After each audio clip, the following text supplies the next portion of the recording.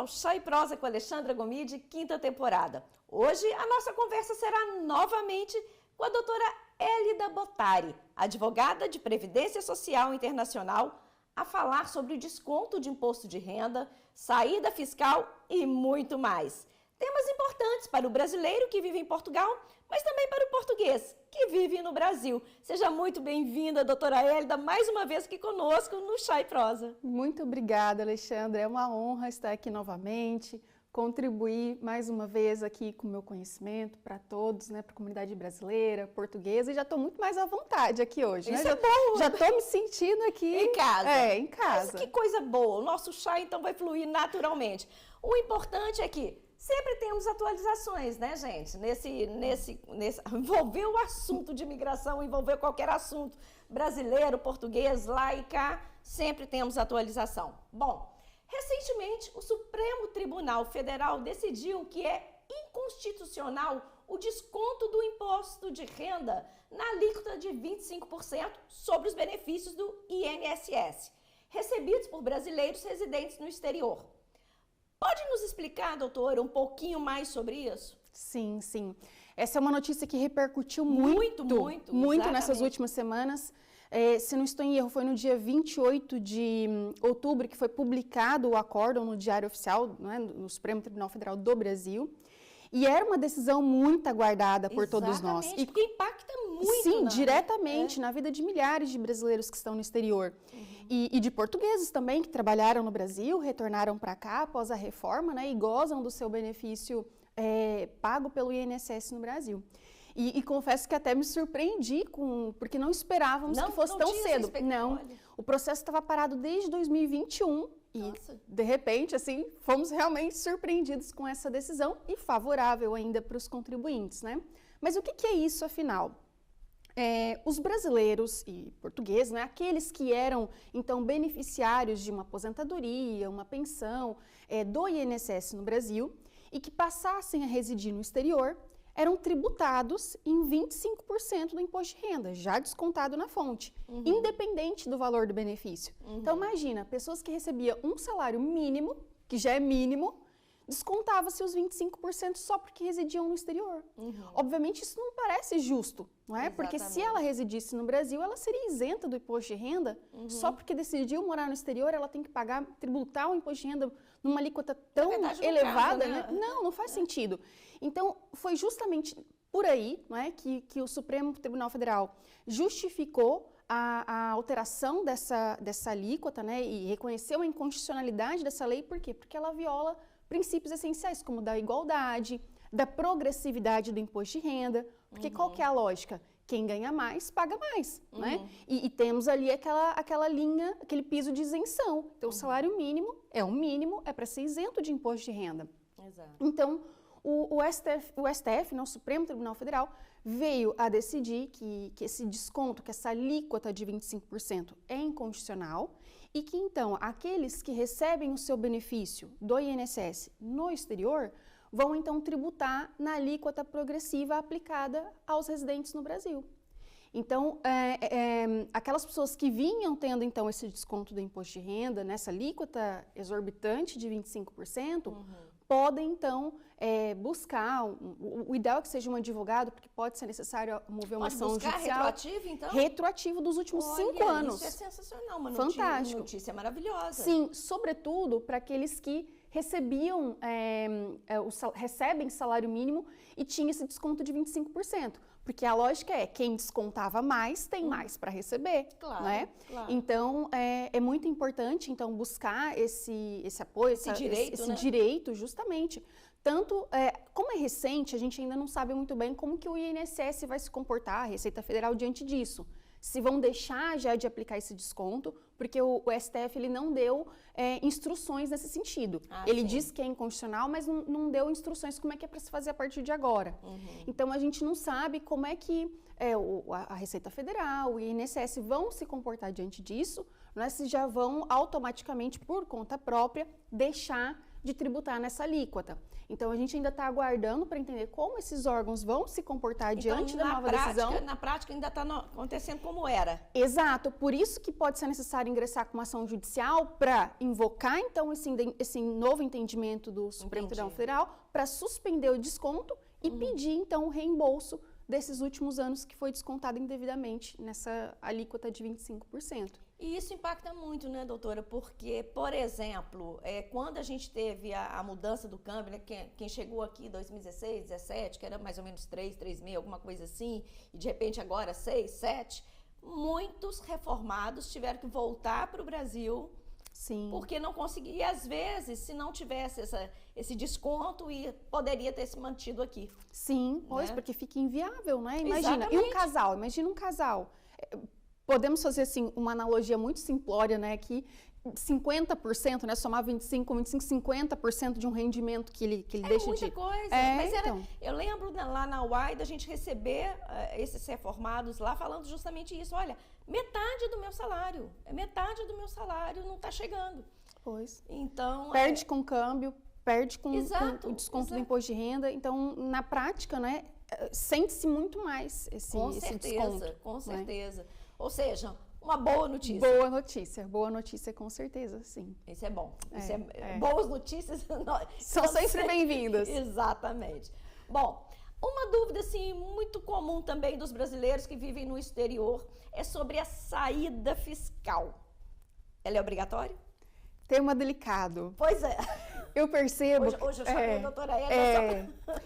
As pessoas fogem, né? Esses assuntos complexos eu compreendo, porque a gente tende a deixar para lá tudo que é muito difícil de entender, deixa para lá, né? É melhor não mexer aqui, porque... É muito específico, né? Não é qualquer, mesmo profissional, não é qualquer profissional que está habilitado para falar sobre. Exatamente. E aqui é um ponto que nós temos realmente conflitos de entendimentos, de normas dentro da própria Receita Federal. Então, a sua pergunta, se é obrigatório? Essa é uma resposta que mesmo os especialistas discutem. Por quê? Pelo texto da lei, pela regra, sim, passou a residir de forma permanente no exterior, né, com interesse de residir permanentemente no exterior, tem que declarar, que aplicar a saída fiscal. Mas acontece que a própria Receita Federal, ela vem entendendo da seguinte maneira: se você está fora do Brasil, né, com interesse de permanecer fora do Brasil permanentemente, e não aplicou a saída fiscal, e continua tendo imóveis, tem lá sua conta bancária que você faz suas remessas de dinheiro para o exterior, tem, de repente, né, extrai um aluguel desses imóveis, tem investimentos. A Receita Federal entende que você escolheu continuar residente fiscal lá e vai te tributar na mesma. Porque eu já atendi muitas vezes pessoas que vão lá simplesmente ler o texto da lei e entende assim, no texto da lei diz assim, se você fica, então, mais de 12 meses fora do Brasil, né, consecutivos, então você já é considerado não residente. E a pessoa entende que, então, ela não precisa fazer nada, porque já está, né? Já está. Mas não, porque você permanece tendo interesses no Brasil. E então, a partir do momento que você tem vínculos lá no Brasil. Exatamente, que você permanece com seus vínculos. Porque nós temos, então... Podemos dizer que a gente tem a Receita Federal tem um critério objetivo, texto de lei, né? Residência, tempo, requisito temporal, mas também tem um critério subjetivo, que é o interesse da pessoa, ela manter os vínculos no Brasil. E então aqui é preciso ter muita atenção nesse ponto. Ela não é obrigatória, ela é obrigatória em regra, mas ela não é também aplicável para todas as pessoas. Então, por exemplo, eu moro aqui, tenho minha residência fiscal em Portugal, mas eu também tenho residência fiscal no Brasil. Então, a Receita Federal também admite que você tenha a dupla residência fiscal, porque em isso alguns, é possível. Aliás, é a única, né? Não tem outra forma, não é? Então, a gente tem que perceber que essa saída fiscal ela é recomendável na maioria dos casos. Por quê? Tem um conceito aqui que é o mais importante aqui de ser entendido e que é onde eu vejo que as pessoas mais pecam e acabam sofrendo realmente o risco de terem ali prejuízos consideráveis, que é o seguinte, qual que é o conceito? Brasil, Portugal, a maioria dos países adotam o que a gente chama de sistema de tributação universal. Parece complexo, mas é simples. Uns vão falar tributação universal, outros tributação global. Qual que é a ideia? É a obrigação de declarar a renda do globo todo, ou seja, você tem a obrigação de declarar no Brasil, em Portugal, a renda que você ofere aqui ou no exterior, em qualquer país que seja. Então, nós temos aqui, podemos dizer, duas obrigações distintas. Uma de declarar a renda e a outra de pagar imposto, se for o caso, né? E essa obrigação de declarar é onde eu vejo que a maioria das pessoas pecam. Por quê? A única maneira de você fugir dessa obrigação de declarar a renda que você tem no exterior é aplicando a saída fiscal. Então, se você não aplica a saída fiscal, você está omitindo a obrigação, né? Está descumprindo essa obrigação de declarar a renda que tem em Portugal. E quando você deixa de omitir uma renda, incorre em crime de evasão fiscal. Exatamente. E aí vem a minha pergunta, então. Tem penalidade para quem não fizer essa declaração global, internacional? Tem. Assim, as penalidades são várias na prática, né? Porque imagina, você pode se complicar realmente com o leão, né? Como a gente diz, incorrer realmente, é um risco concreto de incorrer em crime de evasão fiscal, né? Por si só, por ser um crime, tem consequências gravíssimas. Tem as penas de multa, não é? E a Receita pode te cobrar o imposto dos últimos 5 anos que você omitiu. Então, para quem está aqui fora já há mais de um ano e não fez a declaração de saída e também não declara no Brasil a renda que ofere aqui em Portugal, a Receita Federal pode sim te tributar referente aos últimos 5 anos. Então, são duas omissões aqui, a de não declarar e, eventualmente, de pagar o imposto, não é? Porque tem pessoas que, pronto, não teriam a obrigação de pagar, mas outras têm, né? Então, a Receita Federal pode te exigir o pagamento, né, desse imposto que foi omitido, por meio dessa declaração que você não fez, não é? Desse rendimento aqui no exterior, e pode se complicar. E a consequência é sempre perda financeira, né? Vai doer no bolso. Sempre no bolso, sempre. Vai doer no bolso, sem dúvida nenhuma. É claro, depois tem aquelas implicações também a nível de você ficar com bloqueio no seu CPF, não conseguir renovar passaporte. Tem também essas dores de cabeça, sim. Exatamente. Mas a gente sente mesmo no bolso, né? Com certeza. É onde dói. É onde dói, com certeza. Perfeito. E quem der saída fiscal poderá contribuir para o INSS no Brasil? Ter empresa, imóveis? Como é que fica isso? Porque deu a saída, e aí? Desvinculei, mas eu quero manter minhas coisas lá. Exatamente. Como é que fica isso? Exatamente. E é interessante porque, assim, quando a gente vai definir para quem que cabe ou não a saída fiscal, a gente olha justamente para isso. Qual que é o lastro patrimonial que ela tem no Brasil? Qual que é o vínculo que permanece no Brasil? Porque imagina, às vezes tem trabalhadores que vêm aqui trabalhar, mas a sua família continua toda, mulher, filhos no Brasil, ou seja, ele até é residente fiscal aqui, mas ele continua com um vínculo no Brasil, né? Então, a gente precisa observar que não é o fato de você dar a saída fiscal que você também não pode ter esses vínculos no Brasil. Ou seja, se você aplicou a saída fiscal, pode contribuir para o INSS. Tem a forma correta de contribuir, né? Você vai ser enquadrado como um contribuinte facultativo e não obrigatório, né? Então pode contribuir normalmente, não descaracteriza essa saída fiscal.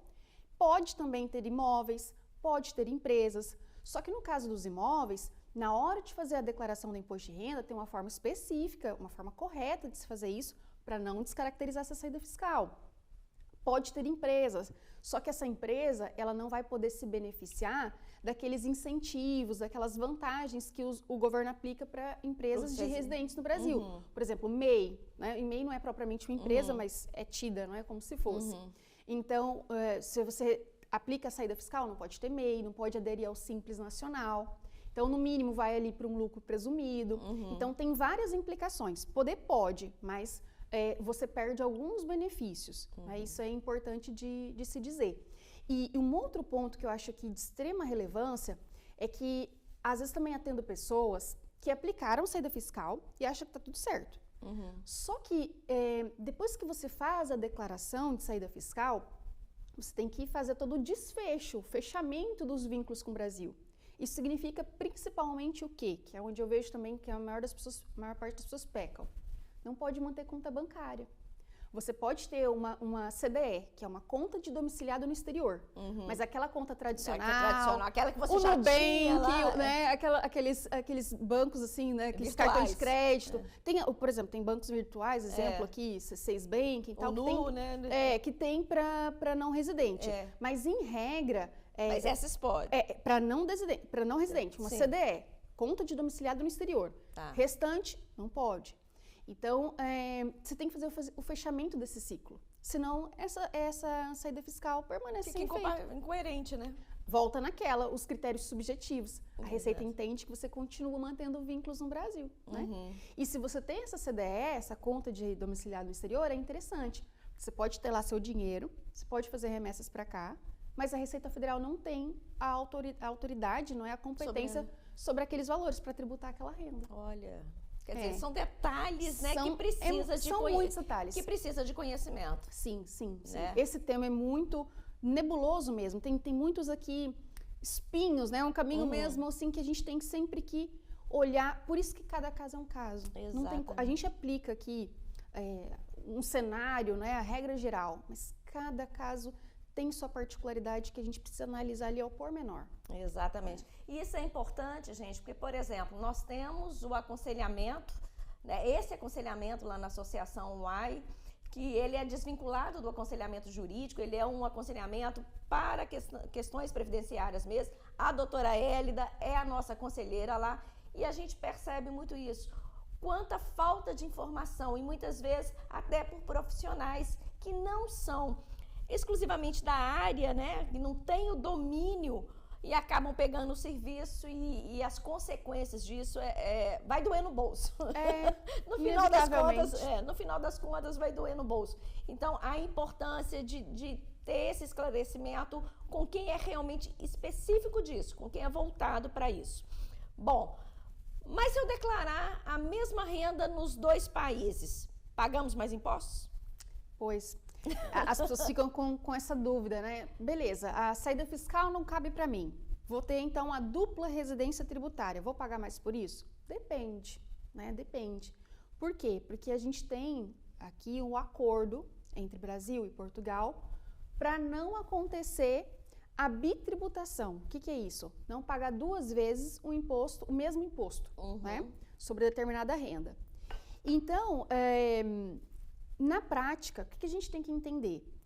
Que esse acordo, ele tem lá suas vantagens, mas ele não tem uma aplicação direta, aplicação já automática. Porque é como se ele fosse uma norma especial, né, que está superior aqui às leis internas de cada país, e você tem que invocar aquele benefício. Olha, pode dizer, finanças não é bem assim, Receita Federal não é bem assim, o acordo diz outra coisa, eu tenho aqui um benefício. Então a gente precisa se ater ao acordo, porque é o acordo quem vai lá a gente tem várias, cada tipo de renda tem uma forma específica de tributação, que a gente vai eleger em qual país vai se pagar a renda, porque imagina, nós temos duas formas de evitar então de pagar mais imposto. Ou pela isenção, né? Você declara nos dois países a renda, mas pode ser que você só pague em um, seja isento no outro. Ou por meio de crédito tributário. O que é isso? É um crédito. Você pagou imposto aqui, por exemplo, pagou 20% aqui. No Brasil, a alíquota era 25%. Você vai pagar só 5% no Brasil, você já tem um crédito de 20%. Então, faz uma compensação de impostos, não é? Então, é por meio do acordo que a gente vai conseguir alguns benefícios fiscais para não pagar mais imposto, né?